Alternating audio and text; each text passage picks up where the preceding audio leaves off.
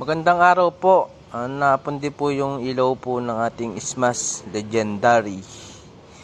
Yan po, testingin po natin yung ilaw niya kung nagana ay hindi na po talaga nagana.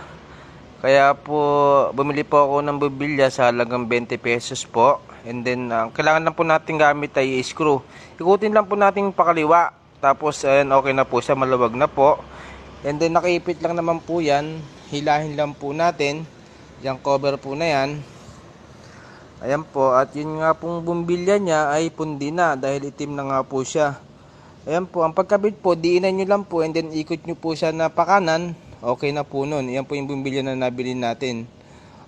Okay na po siya. At ikabit na po natin yung cover.